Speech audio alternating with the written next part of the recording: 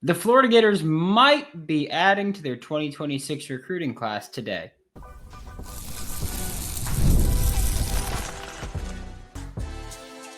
You are Locked On Gators, your daily podcast on the Florida Gators. Part of the Locked On Podcast Network, your team every day. Hello and welcome back to another episode of Locked On Gators, part of the Locked On Podcast Network, your team every day. Thanks for making Locked On Gators your first listen of the day. Every day we are available daily and free, whether it's in the podcast and on YouTube. And I am Brandon Olsen. Find me on Twitter at WNS_Brandon. Find all my written work with New York Giants on SI. The Florida Gators might be adding to their 2026 recruiting class today. Might not be. Crazy how that works. Wide receiver Somourian Wingo announced on either Monday or Tuesday that he would be committing on Thursday, so today, July 17th, at 2 p.m. 6'3", 180 pounds, 4-star on all three platforms, because don't forget now, it's only three platforms with rankings on three. No longer with the recruiting rankings. Rivals has him as the 153rd player overall, 21st wide receiver, 21st player in the state of Florida. 24/7 has him as the 175th player overall, 23rd wide receiver, 22nd player in the state of Florida. ESPN has him as the 149th player overall, 26th wide receiver, and 21st player in the state of Florida. And Somourian Wingo's recruitment has been very interesting. That's the word we'll use. We'll use interesting. It's been very interesting. He has his final three are Miami, Florida, and South Carolina. And this recruitment's very unique. You look at last week, I think it was on 3 that reported it, that might have been 24/7 that reported it, that Somourian Wingo said, hey, my agent's handling it. Or most of it, or my agent's doing a bunch of the stuff, and that's going to play a big factor in it. I know that makes a lot of people uneasy, just because, when you talk about agents, you're usually talking about NIL, and when you're talking about NIL, that makes people uneasy. Whether it's because you hate paying college athletes, whether it's because you hate what paying college athletes has done foundationally to college football, which is fair college athletics, which is fair. I disagree, but it's fair. I don't fault anybody for not liking it. But so when you have an agent involved, it's always unpredictable, right? It's always anything could happen at any given time, and it can throw a complete wrench for everything and ruin everything, right? Again, anything could happen. But the recruitment on top of that is also, actually, before we even get to that, NIL being a factor in it does not mean that a player is just going wherever pays him most. Like yes and no, right? Kids aren't generally going, hey, any school that wants me, highest bidder, I'm there. That's not usually how it works. Usually how it works, and in Somourian Wingo's case, how I'm fairly certain it works, is that you say, hey, these are my top 2, 3, 4, 8, 9, whatever schools. I am willing to play for these schools. The way that I will decide where I play for these schools is who pays most. But it's not just any FBS program. Pay me and I'm there. It's be a program that sells it to me. Be a program that convinces me of their vision. Be a program that I can believe in and trust in. Be a coaching staff that I can believe in and trust in. And then whoever pays me the most money, I'll go to. I am frankly a bit torn on the Somourian Wingo recruitment stuff, just because I was told at one point a while back that he was leaning towards Florida and that he was maybe willing to commit to Florida at that time. I'm not going to say anything definitive because I really don't know if it was definitive at that time, but I was just told, hey, Wingo's a maybe from his side, but not too sold he's a take for Florida. And that's what I was told. And when I was told that, I was taken aback a little bit, only because I would, in a heartbeat, take him in the class. And this isn't the first time, even in this class, that we've heard, hey, this kid might not be a take. And I've said I would take him. There have been a couple kids where we've been told, hey, they may or may not be a take. And I'm like, yep, I wouldn't take him either at that point. Or even if Florida would take him, I wouldn't take him. But I strongly disagree with the Somourian Wingo not a take thing that we're going to see on the timeline if he doesn't commit to Florida. And if he does commit to Florida, we're going to see from Miami fans that he wasn't going to take, so it's fine. But so I was told a while back that Florida was heavily trending in this recruitment, but that he might not be trending so much for Florida. In recent weeks and months, we've seen South Carolina gain a lot of traction in this recruitment because South Carolina willing to pay. They are. South Carolina is willing to pay. South Carolina has freak athletes throughout. Like if they can develop the guys, they're going to be a pretty good team. You've got Lenora Sellers as your QB1 in 2025, which obviously not going to impact Somourian Wingo. But if Lenora Sellers doesn't have a good enough year to declare, because that's the similar conversation with Anthony Richardson, right? It's like, oh, well, you got 1 year of starting film. You had a lot of downs on the film, but your physical traits are enticing enough to draft you early. With Lenora Sellers, it's going to be, well, you've got 2 years of film. So if you've got a lot of downs, your physical traits aren't enough to warrant drafting you early. That's what happens with guys that get starts early and have all the traits and then have downs and then never really come back up from it. I do think Lenora Sellers will come up from it. I do think Lenora Sellers will be a first-round pick in the 2026 draft. But just hypothetically, if he's back in 2026, then he's your QB1 in 2026. If he's not back in 2026, if you're South Carolina, you got Aaron Noland in 2026. So you've got your quarterback situation figured out there. I get why it would be enticing, right? I've said, recently that it felt more like Florida and South Carolina than Florida, South Carolina, and Miami. But reports started coming out and predictions started coming out of Somourian Wingo to Miami. Again, this is an NIL thing, right? Like we can acknowledge that if he comes to Florida, it'll be an NIL thing. If he doesn't come to Florida, still an NIL thing. So this is going to be, an NIL recruitment there. That's how it's going to wrap up, at least for now. We'll see if it opens up again around December, especially if he has a strong year this year. But Miami got quiet for a while in this recruitment, at least publicly, and has really started hammering it home lately. By lately, I mean like the past in the recent days, Miami has really started coming on strong here, especially, again, with the agent handling a lot of stuff. That's how it works sometimes. If Florida were to land Somourian Wingo, I'll be happy. I will. I'll be happy. We'll go live. We'll celebrate. We'll talk about it. I do think that if he does commit to Florida, which at this point seems not likely, that he would wrap up the Florida Gators 2026 receiver class and would give you a pretty damn strong receiver class there. We are about to talk about some other very, very enticing things because we got Media Day. It was yesterday for the Florida Gators. We'll talk about that when we get back with Locked On Gators. Summer sports are in full swing, and whether you're all about baseball under the lights, golf on the green, or high-stakes soccer action, FanDuel is the best way to make every game even more exciting. And look, you're already following the action, right? Why not make it a little more thrilling? With FanDuel, you can get in on the game while your friends are getting sunburned at the beach, while you're chilling inside, just hanging out, just saying, make money. It's fun. If you're new to FanDuel, new customers can bet $5 and get $150 in bonus bets if your first bet wins. Open the FanDuel app or visit FanDuel.com today to get started. Thanks again for making Locked On Gators your first listen of the day every day. We are available daily and free, wherever it's in the podcast and on YouTube.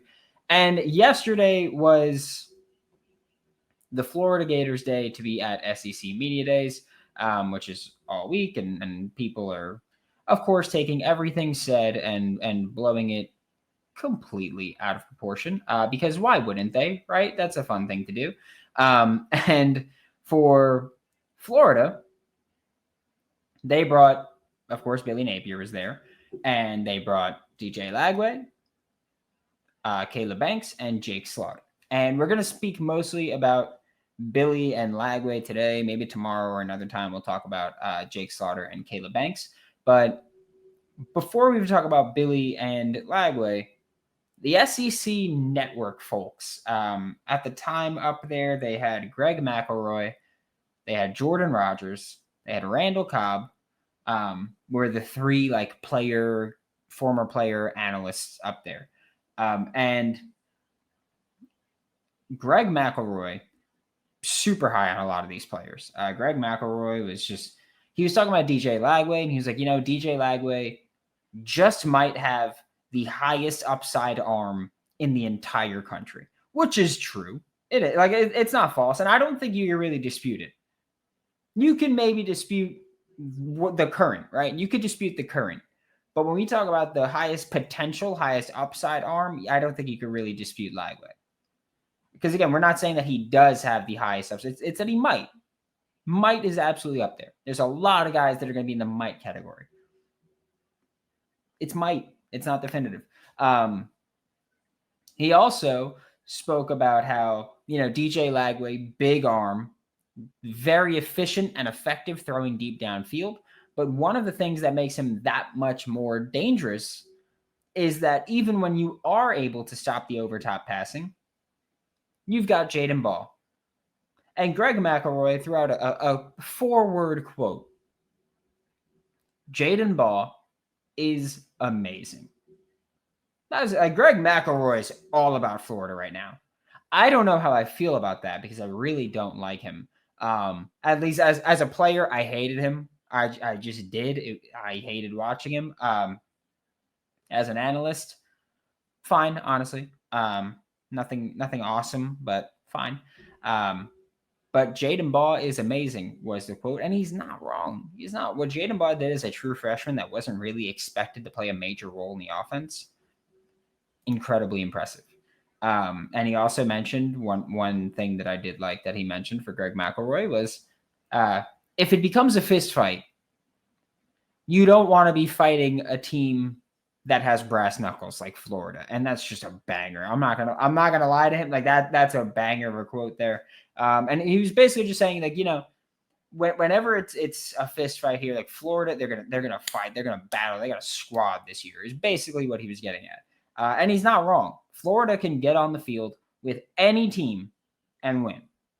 I'm not saying that they're going to get on the field with any team and win, but I'm saying that any team Florida steps onto the field with, are assuming they're healthy versus healthy, I'm going to say, yeah, Florida can probably win. Or no, Florida can definitely win. I said probably. Florida can definitely beat any team. Will they? Probably not, right? Like they're not going to go 16-0 or whatever it is, but hell of a team right now. I've said very often that this roster is amazing, and that's one of the reasons I'm so high on this team. And that if it doesn't pan out, another reason that I'm really going to penalize the coaches on this one if they don't make the college football playoff. To be honest, that's my bar. That's it. As far as what Billy said, seemed really confident in the team and the roster, and not just how they play on the field, but how they handle things mentally, right? He mentioned, around Tennessee, Kentucky time, that the team kind of they mentally flipped the switch, the players. Because a lot of what Billy was talking about was he's like, I'm an adult. I can put the phone away. I can not worry about it. I grew up without it. I spent most of my life without phones or phones that you're attached to, smartphones. And a lot of these kids, they're digital babies. Like they can't do that. They're not used to doing that. But he's like, but I can do that. That's a fine thing for me. And he mentioned that it was impressive to him how this team was able to do that, how this team was able to lock in mentally when it's really tough to lock in mentally on something, when you open Twitter and there's people talking about you guys getting blown out at home in week 1, or there's people talking about you guys losing to a backup quarterback in week 3, or there's people talking about you guys losing to Tennessee for like the 3rd time in my life. Like there are so many people talking about so many negative things. Like It's tough. And I'm not saying that I wasn't saying negative things. I was saying negative things. I don't need anybody going, well, you were part of, I don't care. Negative is my honest. That's fine. But Billy Napier was talking about how this team is not a normal group of players, right? Like able to lock in despite all the noise. We had Hayden Hansen on this show every Wednesday during the season last year. And Hayden would come on this show and Hayden would, without hesitation, say, I think we can run the table the rest of the way. They get blown out by Miami, and Hayden comes out here and he goes, I think we can run the table the rest of the way. They lose to Texas A&M. Hayden comes out here, he goes, I think we can run the table the rest of the way. And as we got deeper into the season, more and more comments were popping up about how delusional it is to say you think you can run the table the rest of the way. And then they got to a point where they ran the table the rest of the way against damn good teams. And look, I'm not the type of person that says, well, if DJ Lagway stays healthy, you win the game. I don't believe in saying things like that. I do believe in acknowledging, I don't know if you win the game, but I do know you were winning the game when he got hurt against Georgia.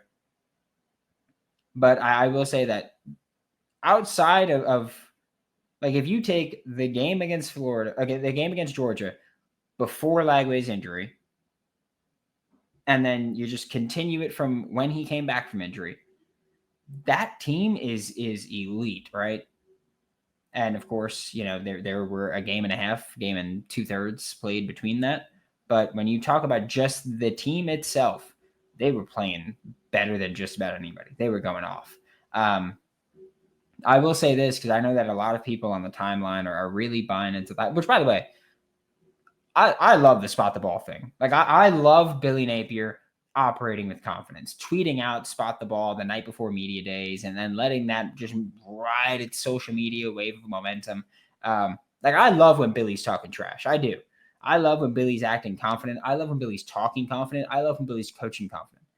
I cannot tell you, like, I want Billy Napier to work out so damn bad at Florida. I really do. Like, he seems like a great guy. I mean, he's someone that it's so easy to root for him. I just need you to win some damn football games. That's it.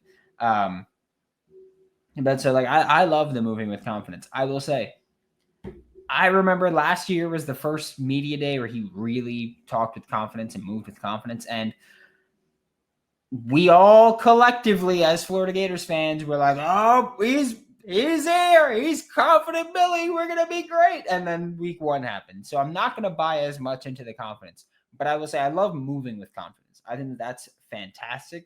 I want more confidence from this coaching staff, this roster, everybody. I want everybody on. Like, I think that's one of the reasons that it's so easy for me to root for a lot of I feel like Florida is generally thought of as a villain, right? And I know that we have to say win for the good guys, and I believe Florida is the good guys, but you talk about, you know, so many other fan bases, and they hate Florida, and they're just like, oh, it's easy to hate Florida, right? Like, I go in the Lockdown SEC group chat, and they're just like, it's easy to hate Florida. You guys talk so much trash. You do this. I love it. Being the villain is so fun. Being the heel of life is so fun. I want Florida to go out there and decimate people and be the heel. Play into it. Be great and be hated. And I'd be so happy. Like, I want this team to work out so bad. I want everybody to move out confident so bad because I want to be hated. Like, just as a fan base, I'm fine with it, honestly. Like being the villain is fun. That's the best thing about cornerback. Like rooting for cornerbacks is amazing. Sauce Gardner, Derek Stingley, Patrick Surtain, like rooting for the guys that are stopping the dances and like that kind of I love that kind of confidence at corner. Be the villain everywhere. I love it. It's beautiful. Heels have more fun, right? Heels have more fun. That's how to look at it. If this team can just get right for the rest of this summer and stay healthy through the fall, they're going to be just incredibly dangerous the entire season. And I can't wait. And it starts with head coach Billy Napier. Then it starts with your starting quarterback, DJ Lagway, who we're about to talk about in just a second on Locked On Gators.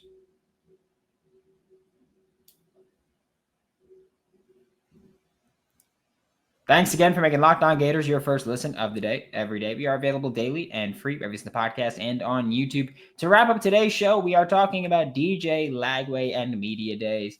I will say Billy Napier, when talking about DJ Lagway, he was talking about how he was most impressed with DJ Lagway's leadership as a freshman. And I don't know why a lot of the questions to Billy Napier were surrounding recruiting, DJ Lagway, of course, NIL things, which we'll have another probably show about NIL recruiting and how Billy Napier's approach and all that stuff. It'll be fun. But you know, they were talking about all that stuff, and it was like, all right, well, that's great to ask a head coach what his thoughts are on this, but really for Florida fans, there wasn't a ton of Florida specific questions being asked. But when they were, they asked a lot about DJ Lagway. And Billy Napier had mentioned that, you know, he was most impressed with DJ Lagway's leadership as a freshman and his ability to step into the huddle from day one and just command the pocket. And that's not an easy thing to do. Command the huddle is not an easy thing to do as a true freshman. You step in there and you're like, yeah, I'm 18, right? Like I'm 18. I'm stepping in with 21, 22-year-olds on my offensive line. And I have to go tell them what to do. I've got receivers who are, 23 years old, Elijah Badger and Chimdike. Like, I've got all this. I've got Montreal Johnson is 22, 23. Like I got all these guys that are a few years older than me, and I know that 18 to 22, 18 to 23 is not a big gap. But when I'm a 23-year-old that's been doing this for 4 years, and then I've got a kid who this is his first game, and he's telling me what to do. Like it's not always easy to buy in, but it is easy if that 18-year-old steps in with the confidence of an adult, of a grown-ass man, and comes in and tells you what it is. And so many people have spoken about that, right? Like Jake Slaughter mentioned it yesterday as well, that the way Lagway carries himself is so impressive for a freshman. And Billy Napier also mentioned that, you know, he's basically saying we were fortunate that we found DJ early in his high school career before he started dominating high school football in Texas. That DJ Lagway stayed the course with Florida despite other schools vying for him, especially late in his high school recruitment. I mean, they asked about A&M a couple of times. I know Cole Thompson was someone that asked as well. And you know, A&M came up a few times because, of course, DJ Lagway is from Texas. But A&M came up. USC came up a little bit. Not a ton, but also USC was a school that was trying very hard to get DJ Lagway towards signing day. And Billy Napier and also Florida had lost a bunch of games in a row at the end of the year. And Billy Napier had mentioned, you know, Lagway comes from great parents, great foundation, like great mindset, was phenomenal throughout the entire process. Like all these things we could talk about, we could say, they all come back to one thing, right? That DJ Lagway is way more emotionally and mentally mature than many people his age, many other college quarterbacks. The way that he carries himself is impressive. He's a great leader. We've all known these things, right? But it's just nice to hear more about those.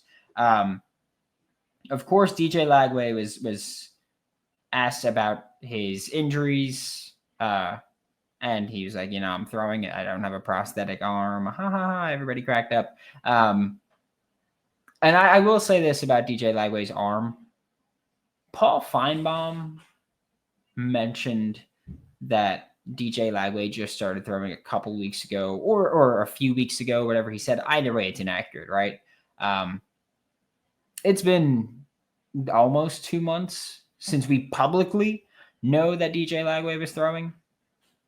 What was it? It was like June 2nd or 3rd, I think, that DJ Lagway posted the video to his, I think it was his Instagram story of him throwing and just ripping it. And it's like, all right, well,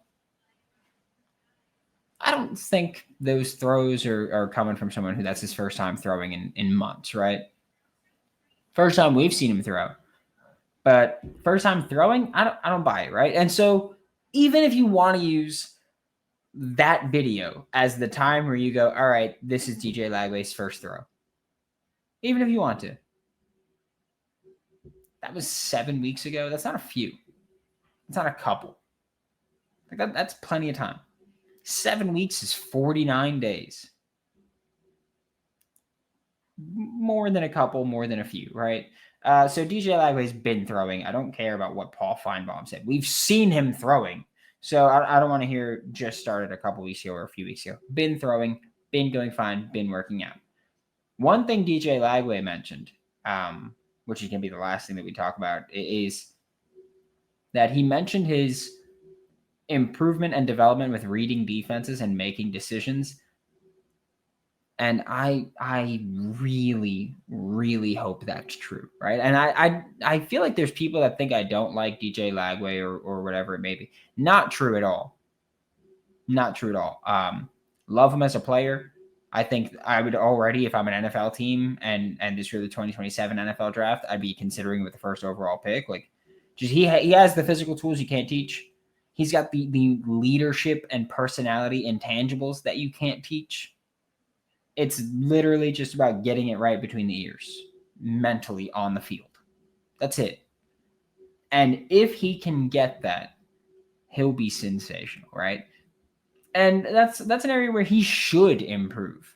Like, there are a lot of things that we talk about with improvement where we'll talk about a quarterback with mechanics and you'll say, okay, like he's got to improve his mechanics. It's, yeah, that's something he has to go out and work on. Talking about accuracy for whatever the reason may be, we'll go, that's something he has to go out there and work on.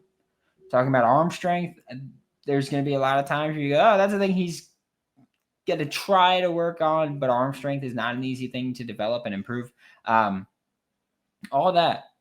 But like reading defenses, making better decisions are things that come with experience.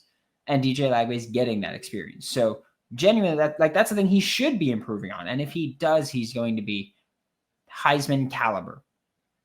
If he does, I don't know if the stats are going to be Heisman caliber, but the play on the field is going to be Heisman caliber. The play on the field is going to be first round pick worthy, top 5 pick worthy. It's all going to be there if he just gets that. And if he gets that, we're talking about Florida well into January, right? Thanks for making Locked On Gators your first listen of the day. Every day we are available daily and free every single podcast and on YouTube. We'll be back tomorrow to talk more Florida Gators football. For Locked On Gators, I'm Brandon Olsen. Maybe we'll be back later. Who knows with Somourian Wingo, right? 2 p.m. For Locked On Gators, I'm Brandon Olsen. Don't forget to follow me on Twitter at WNS_Brandon. Find all my written work with New York Giants on SI, and I'll see you all next time.